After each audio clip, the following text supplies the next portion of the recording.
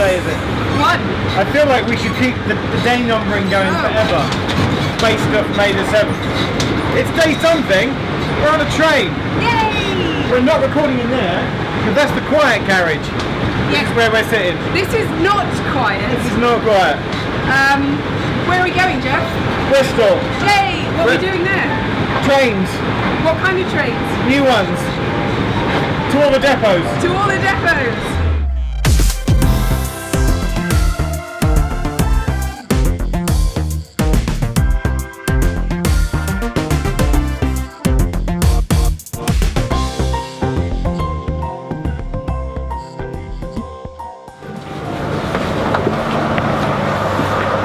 Bristol Temple meet No, Parkway. isn't as impressive as I remember. But we are in Brunel country.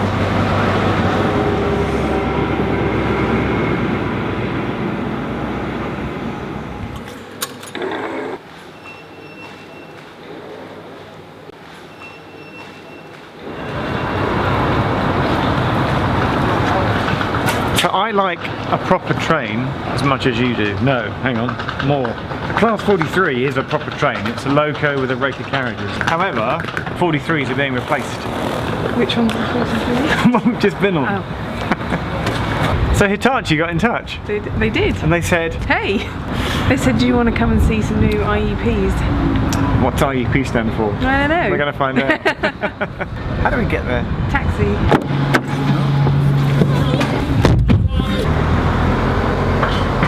Oh, Hitachi. this looks like a man. This is Sam. Hello. Sam's like... External Communications Executive. Hey. Lovely title. What does that mean? It means he's in charge. It's always exciting when you have to put on a high-vis jacket and a hat.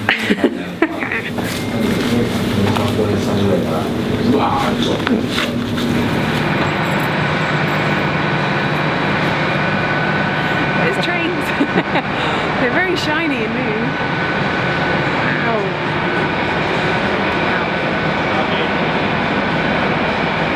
Let's go. So we're gonna go on board this train here, which is yet to be liveried. So what we've been calling the grey train this morning. It's a grey train this week. In the next couple of weeks, the train will be re-delivered in a GWR dark green. So yeah, very shortly there'll be a nice green train. What I'm fascinated by, I want to touch it. Not because I like engineering, not because I like new trains, because it's clean. It's like, I think, look, there's no grease, there's no oil, there's no dead flies, there's no, running residue going up and down the Great Western Main Line. Bring in the cab. Oh wow! See, that's an impressive cab. This is incredible. Where's the horn? I won't press it. It's that one there. No, that's the emergency brake. So what's going on here, Kieran? Like, what? Just keep it basic. We haven't got everything done at the moment. But what you've got your train management system, your TMS, which monitors all of the devices. It'll let you know what doors are being activated. It records faults as a fault log. So the driver's got a constant visual on what is happening with the train. We've got CCTV for forward-facing cameras and for door-side cameras, which records everything as well. And obviously it's an electrified train as well, so you've got all of your pantograph equipment, which is all the additional, your ETCS systems, which the pairing of the traction modules from the 25 kV or the diesel, which then pairs the traction. So there's a lot of stuff. This is important, and if the answer to this next question is no, then I'm afraid we're going to have to send all the trains back to Japan. Right. Is there a holder for your cup of tea? Where's the mug holder? We've got one. Because otherwise we were going to have to cancel the whole programme here. Seriously, we'll be like, right, sorry Hitachi. We've just met Jordan, who is an engineer. Jordan, hello. Hi. Can I ask what you're doing? Yeah, I'm just updating the software on the CCTV system. So I find this incredible that you've got a laptop over there. So just like I would update my own software on my laptop. You use a laptop, and this is like a server. The train's got its own server. Yeah, with different systems obviously have different units, but yeah, there is servers on the train because they all have to interface with each other. And how often do the train systems need to be updated? Is it something that happens every time the train comes back to the depot? No, it's nothing like that. This is still because they're obviously going out and we're selling the train soon. These are just final updates for slight modifications that come through during the validation and verification process and design. Requests for customer for slight variations, software patches to address that. Okay. I'm considering asking Jordan to do my Windows updates. Go for it. If a train breaks down, do you just turn it off and turn it back on again? Surprisingly, with quite a lot of problems, you can do that. We're in first class. It's alright? Got a plug. Actually, it's very comfortable. What have you got? So you've got a plug down here. USB. So you've got a 3-pin plug. Yeah. And a USB. Oh, I've got one this side as well. Does this make the seats go back? I think that's a seat. Ooh. Oh. Okay, night.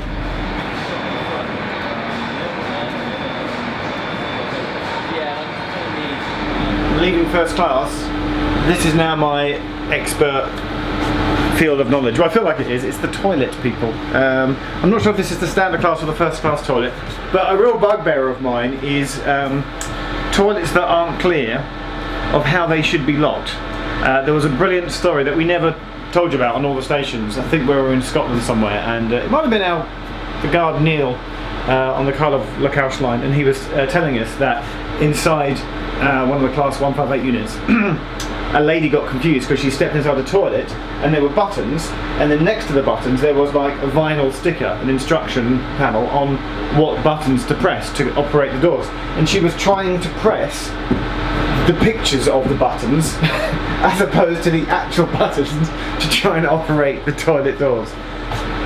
What excites me about this is that there's a proper lock-unlock lever. It's actually not in service right now because the train is, not operational. But I do like an actual, when you have an actual lever that locks and locks, that feels comforting because it's reminiscent of like a bolt. When it's just a button, you're like, is it locked? Is it unlocked? But when you go into a toilet and there's a bolt, that's what this reminds me of, a lever which you can click into place. So I am a fan of toilets with movable bars. I approve. Do you have any toilet questions? Still in first class. That merges through to second. Still in first class. Did you call it second class? Standard class? The seats have been what? Ergonomically, is that the right word? That's the one, yeah. Ergonomically designed to give you a more comfortable journey, so that your back is better aligned and your weight is more evenly distributed on the seats. But knowing you to do, Vicky, I sense you're disappointed about a lack of pattern on the seat. Well, I don't. Will they be adding patterns, or this is the seat? I'm a bit fixated with the different seating fabrics across all the train operating companies. So was wondering what there might be. Is that a weird thing to be obsessed with? Sam, it's okay. Vicky's going to offer to design you one. That's fine. She's going to go home tonight and sort of knit or crochet a GWR Hitachi seat pattern. We're going to hold you to this now. So, if she sends you a snap later of what a design she's come up with, would you strongly consider? I will definitely put it to GWR and see what they say. There we go. You heard him say it. You literally heard him. I've got you on camera saying that. Grey, green, grey, green. So they're literally applying the new livery right now. That's correct, yeah. But who manufactures the stickers? Where do they come from? They come from a company called Stuart Signs. Okay. And Stuart Signs are predominantly wraps, aircraft, motor vehicles, and they've moved into the rail industry now. So Hitachi would have provided details of what wraps you wanted. Hitachi stroke GWR, if it's all GWR's colouring. And then it just turns up in a box. They go, here's a box of stickers. Turns up in a box. And then it's someone's job to takes about layer it on. Takes about a week, and the guys just do it like a huge jigsaw. It takes a week to do one train. It takes the guys about 5 days to do a train. Wow. Yeah. Kieran, we've come outside, so we've got the factory here. So these tracks aren't electrified? No. Even though the pantographs are up? No, the graph wiring's in, but we've not electrified the facility at the moment. We're running on diesel. And so where's the way out onto the main line? Is it down here? yeah, we're into the main line. Past the wheel lathe building, which is a building you can see there. Okay. That's the route out. These are our 2 acceptance roads coming in. These roads bring the trains into the shed.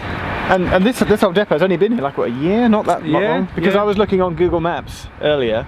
Same when we were at Newton Ayrcliffe, and if you look on like the satellite imagery, it's not there. If you look, it's not there. Yeah, so it's that new. Come on, Google, come on, rescan. Yeah, well, we've got 12 roads now. There's 2 additional roads are going to go in. 2 more 10-car roads are going to be going in to build the amount of trains that we can have in, so we can facilitate the West of England fleet as well. But we've got space to do that. We've got an area allocated. Nice. The depot should be electrified around about November 2018. We've got 25 kV buzzing above our heads, but at the moment we've got shore supplies, which basically is 400 volts, which does everything we need, powers everything we need on the trains for testing. Right. Okay. All right. There's a lot of work gone behind closed doors from everybody from all the different areas of the company, and it's been difficult at times, but it's also been very rewarding. And we've got a purpose-built facility, train maintenance centre, which is going to be operational as long as the trains are for 27.5 years.